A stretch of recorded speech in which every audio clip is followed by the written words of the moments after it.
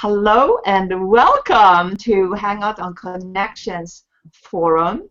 And this is Margarita Crystal Lotus and Heidi Hornline. And with us today we have a very special guest. Her name is Elizabeth Lykins. And today's topic is understanding how thought can create suffering and what you can do about it.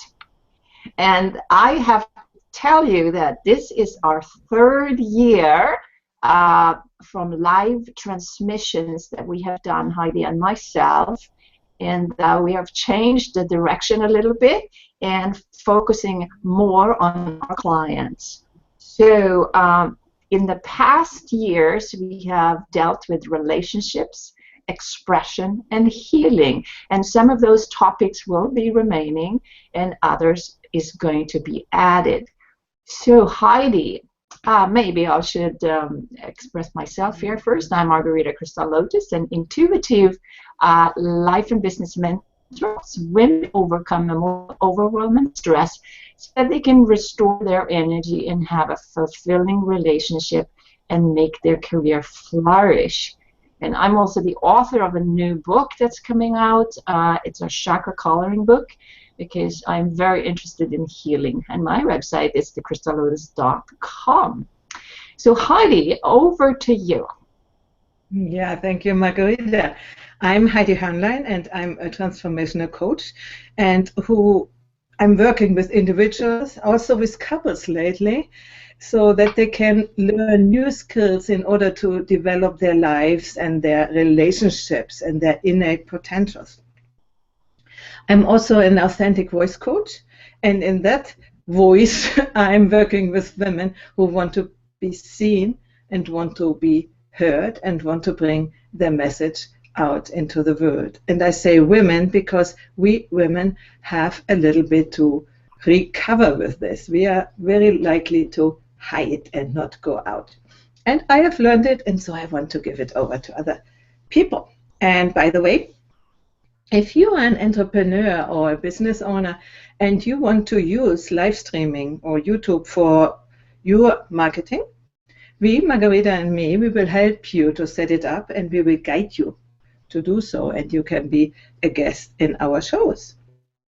So you can share your valuable content with your ideal clients.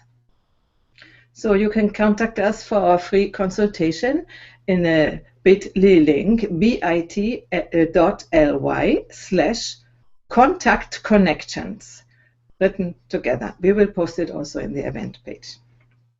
I think it's enough for the introduction for us. Now I want to introduce our special guest, Elizabeth Lykins. We have met on LinkedIn, I think.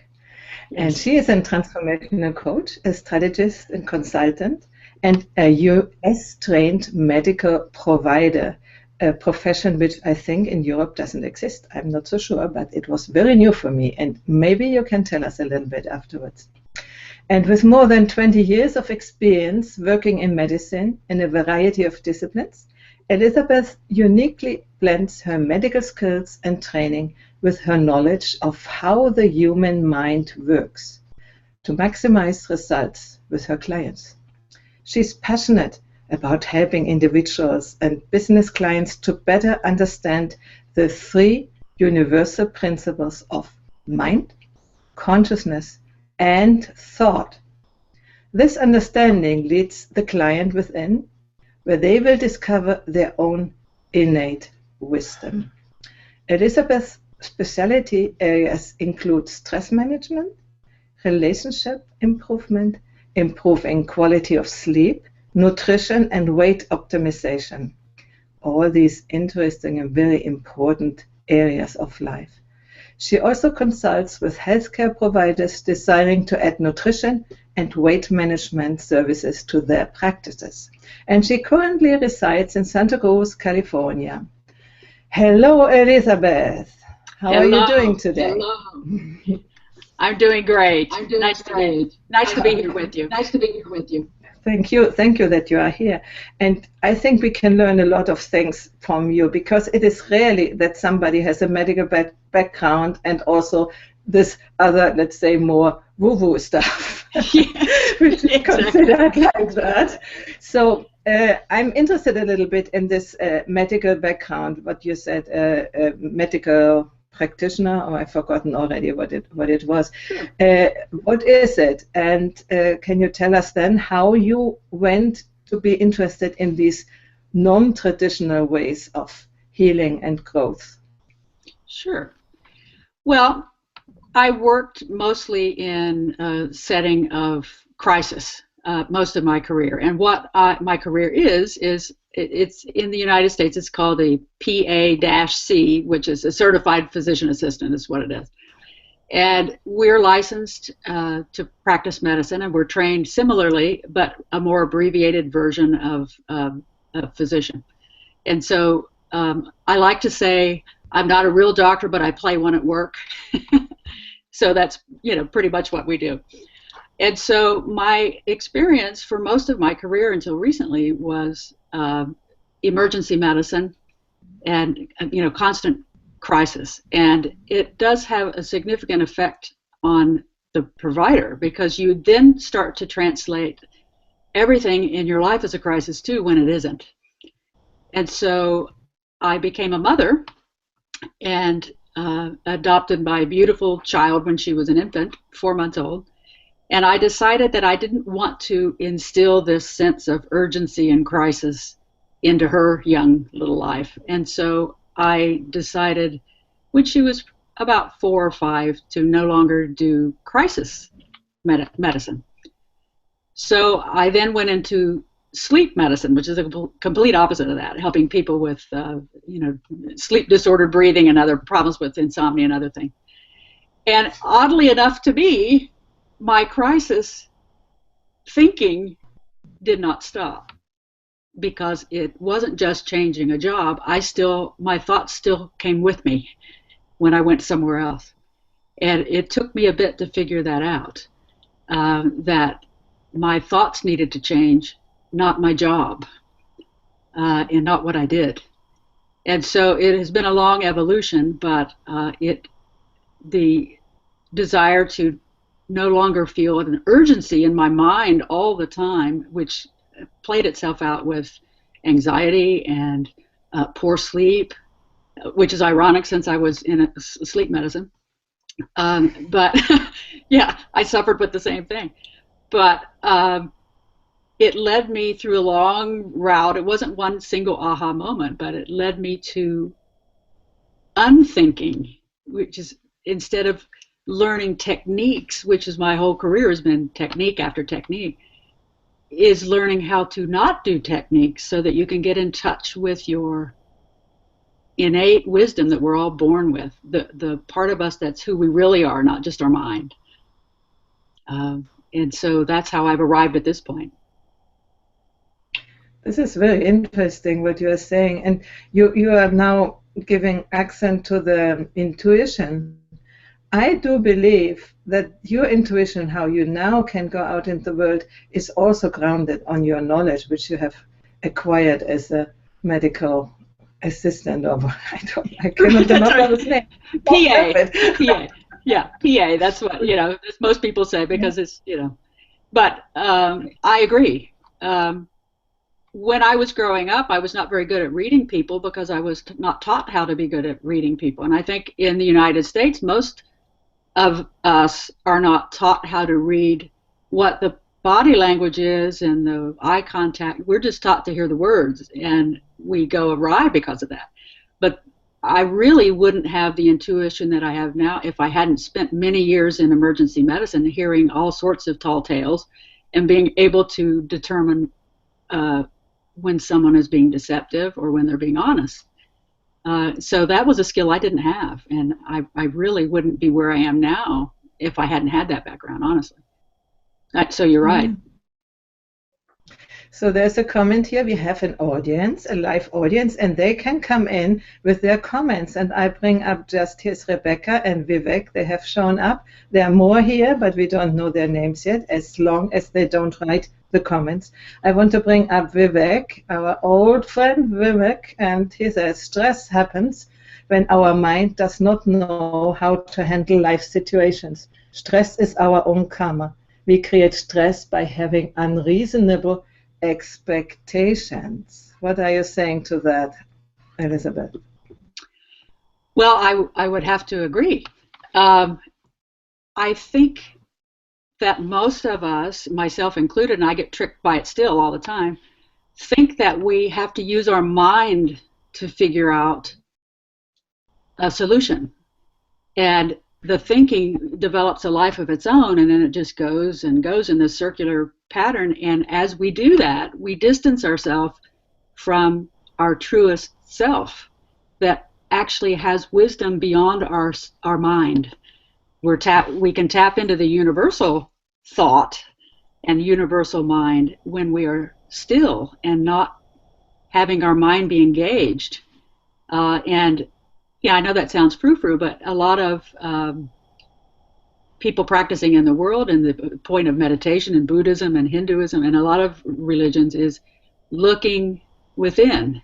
And that's where the answers are. And if your mind is engaged in these circular, repetitive thoughts that just really develop a life of their own, you are so far from knowing what to do. You don't have to think your way through. You already know if you're silent, you will get the answer. It's hard for people to intuit that, but it is really how life works.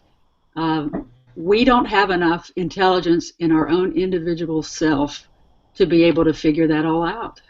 We have to be able to tap into the larger mind, the larger thought, and then you get fresh new thought for your own individual situation that comes from within you.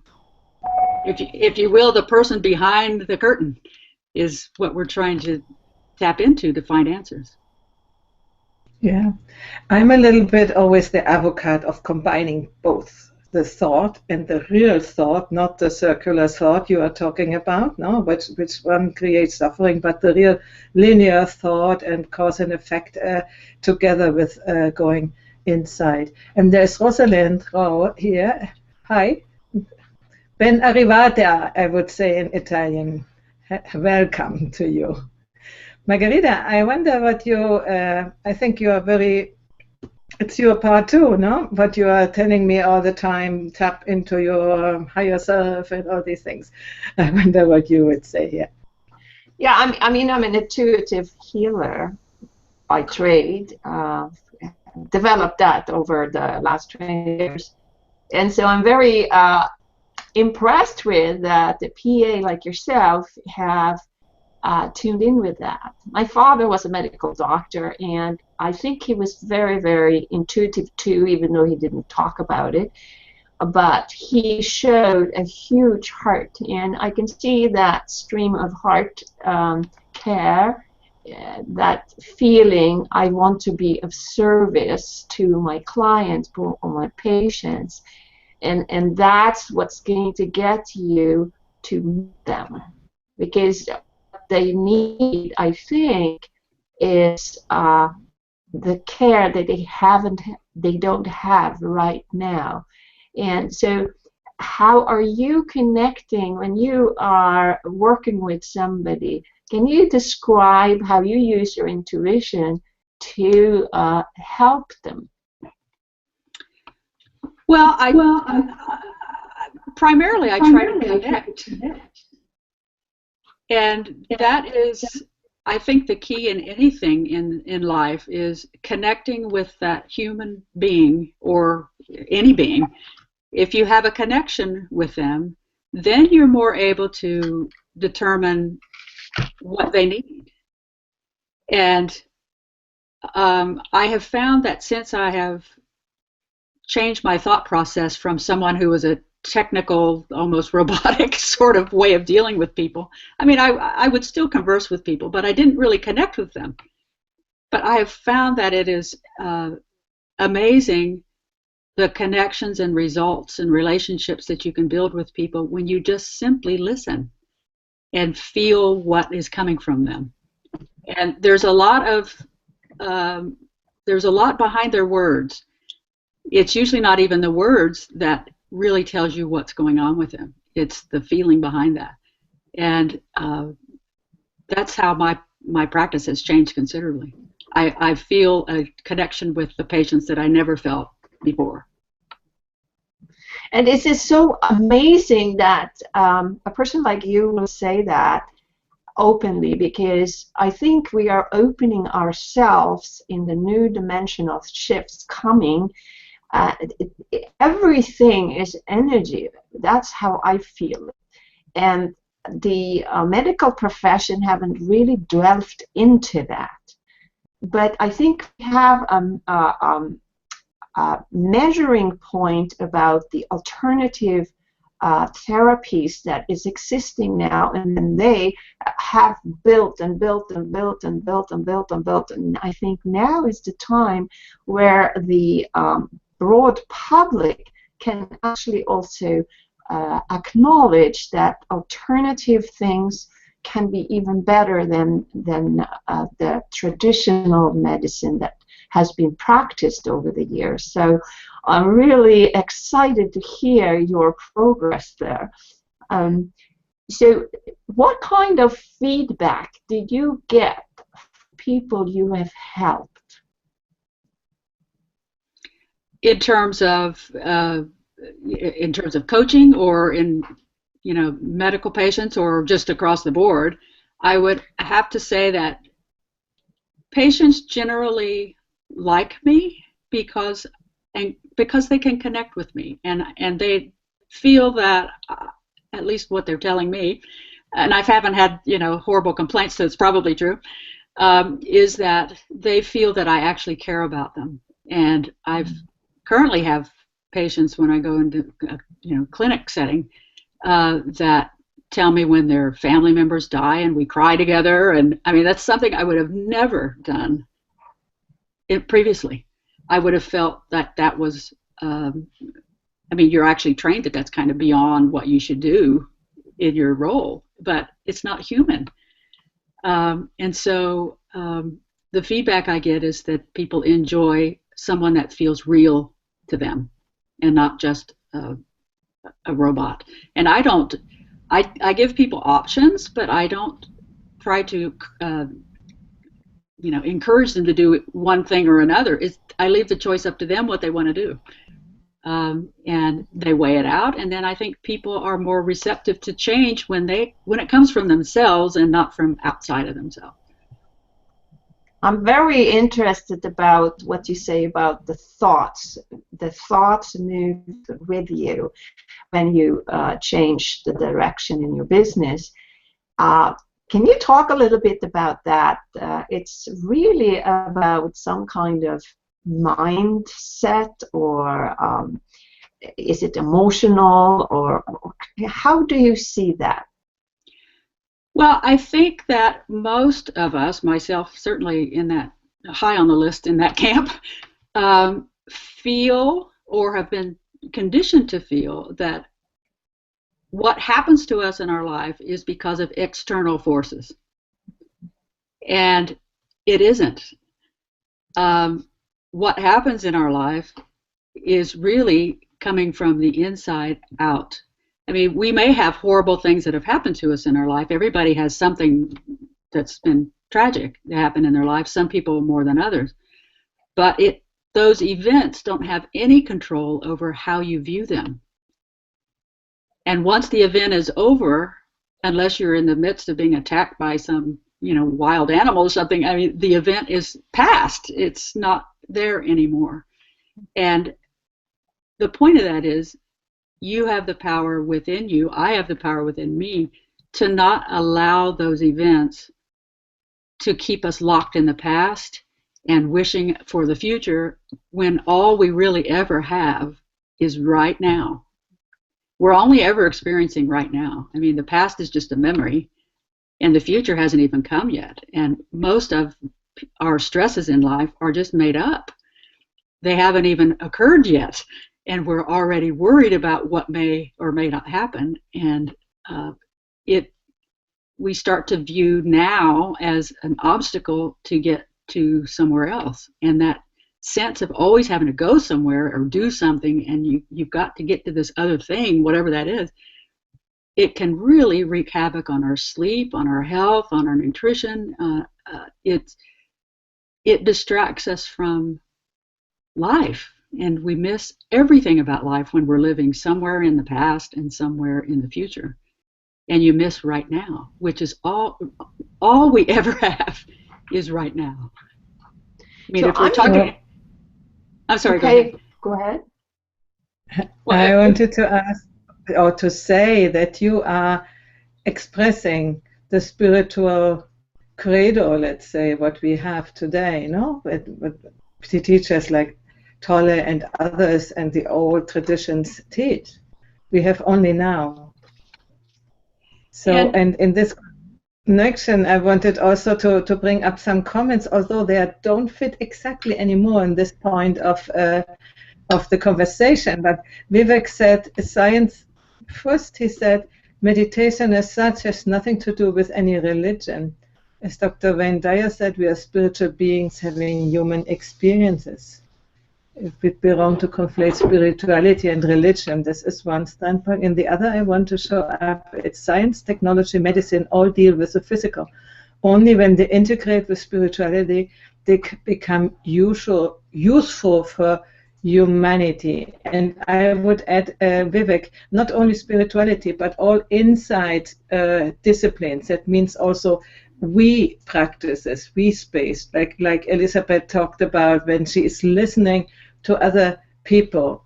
This is creating confidence, this is creating trust, and this is creating a we space between us where things wouldn't be possible which happen when we are in separation. So altogether, I would say, Elizabeth, what do you think about that?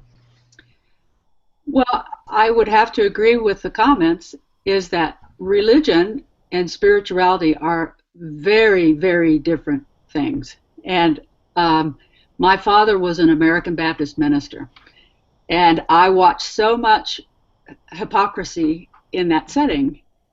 And there were some wonderful people as well, but some of the meanest spirited people I've ever met in my life have been in a religious context because they were not spiritual.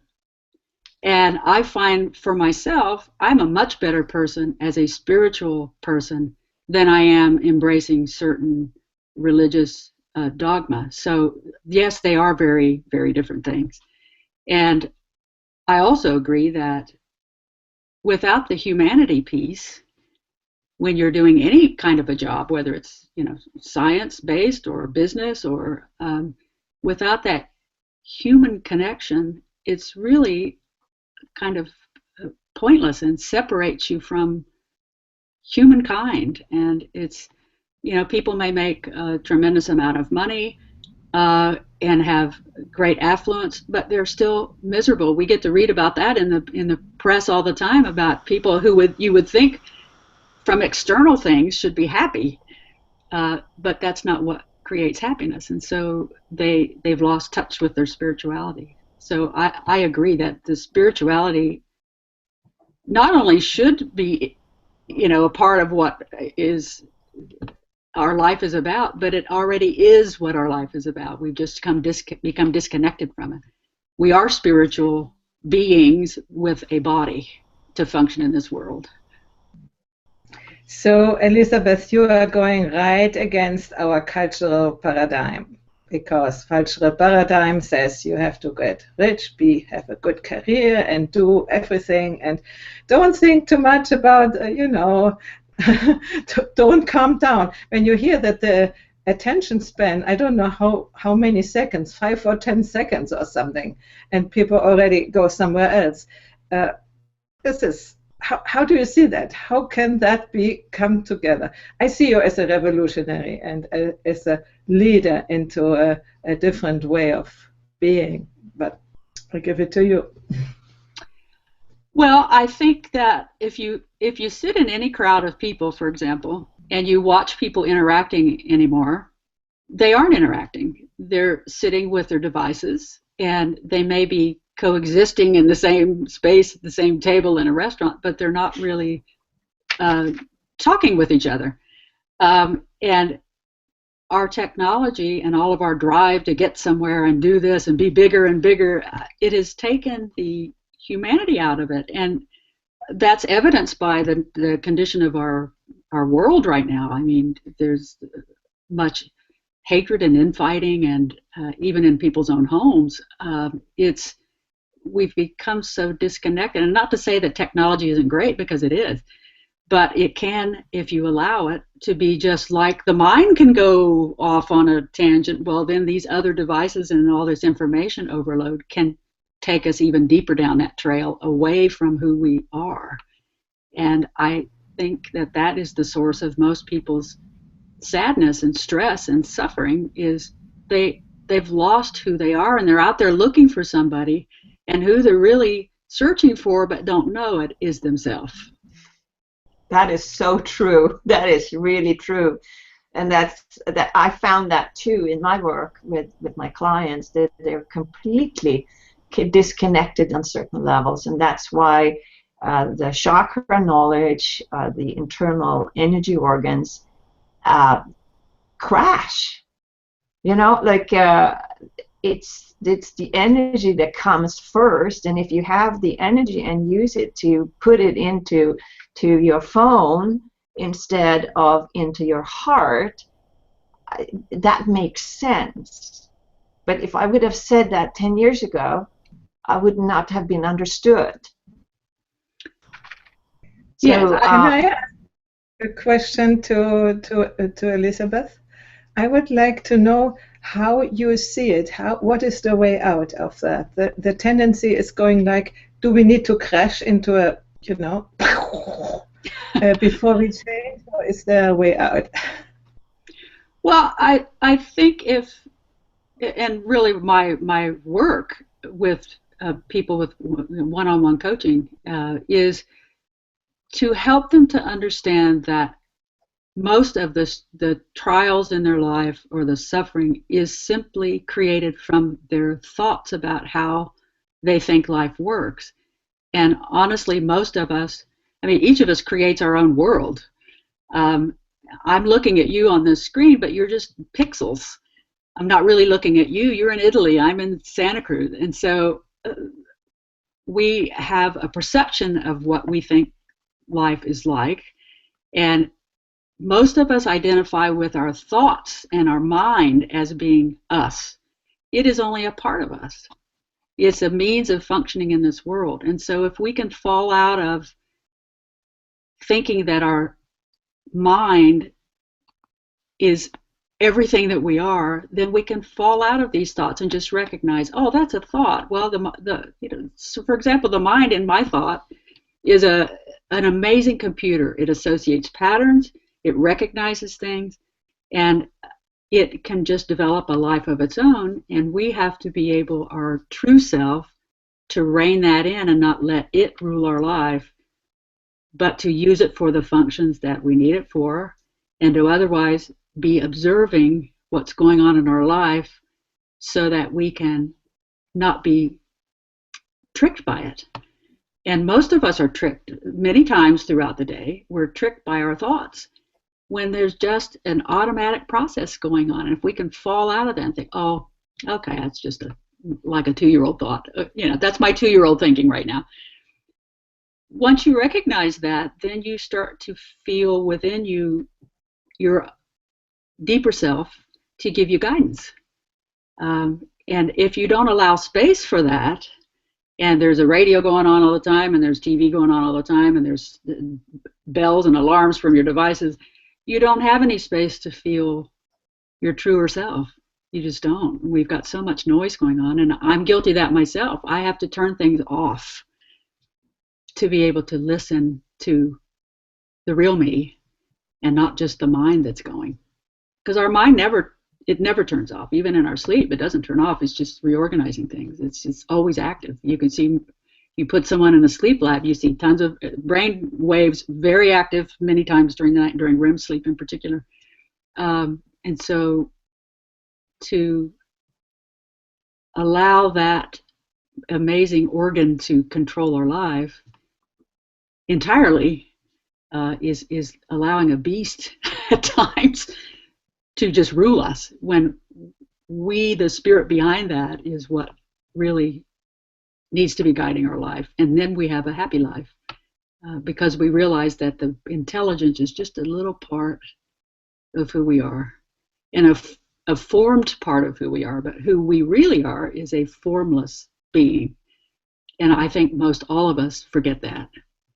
I go through parts of the day where I forget that, because I'm tricked by my surroundings and by my mind that looks so real. But it's just a part of our life. It's not really who we truly are. I know that sounds probably kind of frou-frou, but that's how I see that, who we are. Yeah, not really kind of view. This is a truth. Maybe not the whole truth, but partial, because here Vivek says the problems you describe are a result of technology controlling people rather than people controlling technology. And I think it's one part, and you, Elizabeth, you were talking about more now, because it's not only technology. This mind which is controlling us has been there before technology came on. Yes. At least technology we know now came online. So it is a much more deeper thing that we are identified with our minds. Maybe in very early times a little less, but at least in the few last, let's say, 1,000 years, 3,000-4,000 years, when civilization began, we began to live in our minds, in our ideas, what we want to do, what has to happen, that we are, the king or whatever. So this took over. And I think we are now in a moment where we can sort of revise that, not really turn it around, but get both things together. I think we need technology, we need our mind, and we need the spiritual dimension. So the integration of all, that's my idea. So give over to you. Well, I agree. I don't want to discount our knowledge and what our mind can do for us. I mean, it helps us in many, many ways. It's just if we allow it and our thoughts to control everything about us, it's like having a 2-year-old control our life, because emotions arise when, for example, someone, cuts you off in traffic. Well, they're not really singling me out. This is a pattern they do many times a day, I'm sure. But my immediate response is to be angry. But if I recognize that, it's just a response. It's not, this person didn't single me out. He's not trying to kill me. It's, sometimes people might, but in this scenario, no. And then I can fall out of that. And then I don't allow those angry thoughts to keep going. But if I don't do that, it becomes bigger and bigger, and I'm going to get his license number, and I'm going to call the police, and I'm going to, and it takes me down an emotional path that is all thought generated, which nothing happened to me. I didn't get hit. No danger came to me. It was just a careless thought by this other person who probably does that many times a day. And he wasn't singling me out, he or she, usually a he. But, we get tricked by that all the time. But I think, back to your question, is I think we need all these integrated parts of ourselves. I mean, we need our body to function here. We can't just be a spirit blob. I mean, we have a body for a reason. But the spirit behind it needs to try to be more in the observing role in the driver's seat, so that we don't allow our intelligence to take our life down a path that's not helpful for us. Yeah. I have a question for you, Elizabeth. What is your ideal client? Is it a male or a female, or what? Who are you directing your services to right now? Because if you're talking about the emotional reaction, and this is sometimes this thing that I focus on in my clients as well. So let us hear what your ideal person to work with is. Okay, so if I'm Well, let me just say my ideal person it's not a certain type of person. It is anyone who wants to improve their life and feels that they are stuck. And the reality of that is often it's women who are more open to change and possibly more affected by things in life, or at least open to recognizing that they're affected by it. But I also see men as well. And that is my ideal client for coaching the human being. I also coach businesses to bring more practical things into their practice, primarily healthcare providers.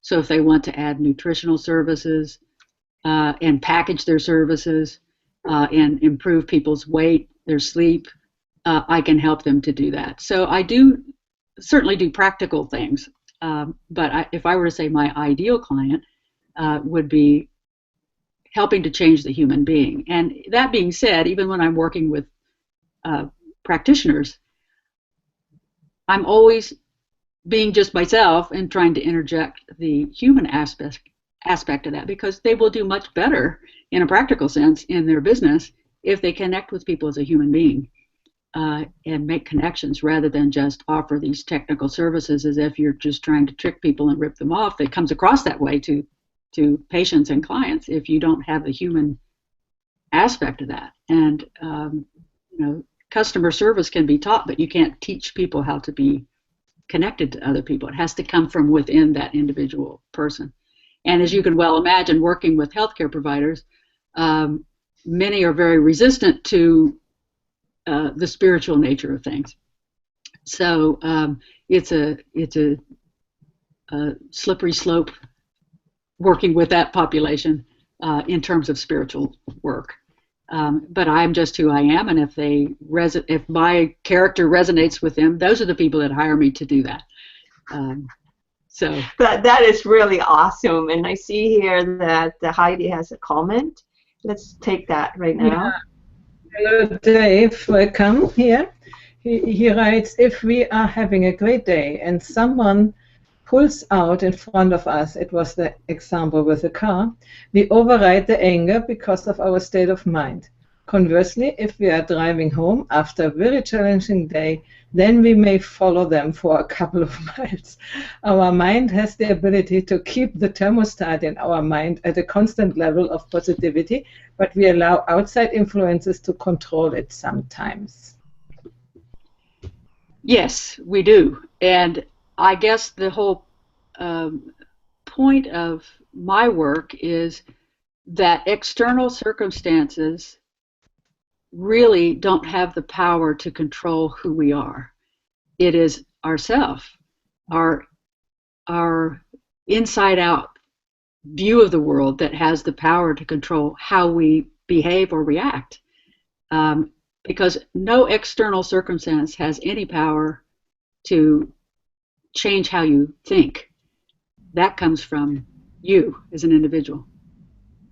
So I am really, really interested. How do you tell that to people who are completely convinced that their husband has done that to them and now they have the right to be angry? Or in your surrounding that the doctor was mean to the nurse or to whoever or to the patient, and then they have the right to be angry or so. How can you tell people that it isn't really, that the outside circumstances don't really have the power, or that they give it to them? How do you change this mindset, or how do you try to? What practices do you have? Well, it's certainly not a one-off session, that's for sure, to help someone to change that way of thinking. But first, what I do, and it's not really at all a technique, it's an untechnique, is first I let them express themselves, and then as I'm listening to them talking, I can find a little opening where I can interject slowly the way life really works, that no extrinsic force has the power to control a person's internal world unless you let it. And that everything about life really comes from the inside out. Well, you just can't tell people that. You have to have little moments where you can use metaphors and stories, and eventually you can watch their face and their body language and see how that lands. And if it impacts them, it brings up emotions for them. And often their whole thinking shifts just from getting that one little story that you interjected. And sometimes they just dig in for quite some time, and it's a long process. So it can just be one thought away for some people. And for other people, you have to get beyond the barriers of years of this thinking, that this victim mentality, if you will, where everyone is doing this to me. The ego gets in the way. And so trying to talk someone out of that is not one particular technique that's used. It's just being intuitive and seeing where I can interject a little tiny nugget of truth. And most people who embrace this type of coaching are open to that. Now, is everyone in the world open to that? No, heavens no, because it touches the deepest part of a person and awakens a soul that's very vulnerable and sensitive. And so a lot of people are off-put by this because they don't want to feel that. And so it's a matter of readiness, I think. And so you have to feel when it's ready, when the person's ready for you to push a little bit, and when you just need to give them space. Exactly, that's what I wanted to know. How do you meet your colleagues, for instance, where you have to collaborate in some way? How do you get the other ideas in? And are you a missionary? Do you think that works? Or how do you meet them? The people who come from a very traditional mindset, and in medicine, there are still so many who only prescribe chemical drugs, and that's all. Yeah, it's challenging, and I find honestly that I can work more easily in this context with people who are not in medicine. There are some people in medicine, though, however, the tide is turning. So now there is functional medicine as a specialty. There is integrative medicine, which does see the human being as a more holistic creature, and less medications, more natural remedies, more holistic approach. And so that is changing. Now, this type of work functions really well in that setting. With traditional medicine, it is still, I don't make much headway with the individuals in that until they're ready, let's just say. I think that Heidi has a comment this there. Is our friend Sure. Virginia. And she says, "Hi friends, it's so nice to hear this conversation." Yes, I agree, Virginia. Everything does come from the inside out. So important that we pay attention to our thoughts and redirect them. If feeling, of course, the victim mindset can be debilitating and keeps you stuck. Virginia is another person in our, crew of word changers. That is really nice. Word changes by changing the mindset. Thank you, Virginia. That's great. Yeah, and how that relates to illness is, she touched upon that, is when you get stuck in your thinking that everything is happening to you, singling you out, and that you're a victim, then you're not vested at all in getting better, because that would change how you identify with yourself. And so I see that all the time in clinical work with patients. Patients can have the exact same disease process as someone else, but the person that doesn't identify with that as being who they are gets better quickly. The usual course of healing of the body takes place, and then they're fine. The person who identifies with pain and suffering, and that the world is doing this to me, unless they fall out of that thinking, they become even more physically ill, and certainly mentally. they only identify with pain, and they are not really vested in coming out of that, because then they don't know who they are. If they're not in pain or suffering, then who are they? That's a challenge, and the people don't become physically well until they mentally understand who they are really, and not just this identifying with pain. So that is challenging. The question of identification, I think this is a key word here. Thank you. You're welcome. So I think we are sort of at the end of our time, and we would need to wrap up. At this point, Margarita, your takeaway. Yeah, so the takeaway here for me has been very amazing, because you don't meet a person like Elizabeth often, who is a PA or a medical practitioner, that have this mindset and have this holistic view of a human person, and also can connect with a person in a medical setting that they feel good about it. That in itself will heal the patient for sure. And so I really appreciate that you have come here today, Elizabeth, and I want to thank you.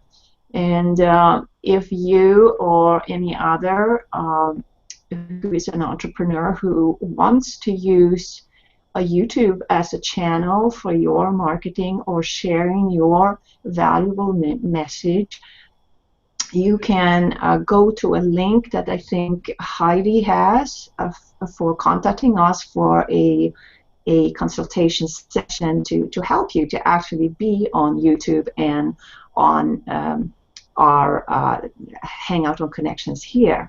I'm amazed. We have actually had over 100 of episodes in the last 3 years.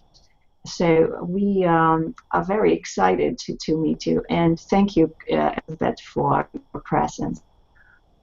Thank you for having me. I've really enjoyed it. Yeah, thank you too, Elizabeth. I'm really hopeful, as you are sort of a pioneer in the field where you are, in the medical world, and that you can help to grow this movement into a different mindset. And I'm really grateful that you are doing this, and you are so excited about doing it. And I think this is needed. We need so many more people who take it on and do it when they are themselves in the mindset, and then bring it out to others. You know, this is so important. Yeah, this is my takeaway. And I want you to be able to share your where people can find you if they are interested in your services, your website, and a little bit around what they need to know. Sure. My website, where you can find me, and there's contact forms on there as well, is amagnificentmetamorphosis.com. Be sure and add the A, magnificent metamorphosis, not just magnificent metamorphosis. Also, there's contact forms on there, and you can see what type of coaching that I do. Now, in terms of if people are interested in adding nutrition to their healthcare practices, or even in losing weight personally, I have another website for that, asimplelowcarblife.com, and that has contact information on there as well. So I'd be happy to help. I'd be happy to help anybody who contacts me, and I can see what I can do for you, and we can take it from there. Wonderful. And the link about Margarita talked about to contact us is a bit.ly link, bit/ly. No, I begin from beginning. bit./ly.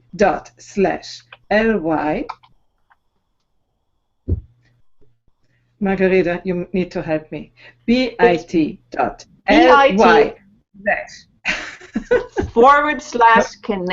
/connections. And I put the link here. I put a link here in the chat on the page. Okay, thank you very much. I didn't get it out of my mouth today. Sometimes. Yeah. So if you are interested to connect with Elizabeth, she's going to also post her details on the page, and it is Hangout on Connections on Google+. So if you have a desire to also be on YouTube, so contact us. And we will also put that link on the YouTube channel in the video here as well. Did you want to add the last final word here, Elizabeth? I want to have an almost last word, at least, that we won't be back next week, but in 2 weeks. We will now take the every 2-week rhythm. Okay? So see you next 2 weeks. Next 2 weeks. Yes. Hope you will be on there. And thank you that you joined us for our first episode after a sabbatical of almost 3 months. Thank you. Bye-bye.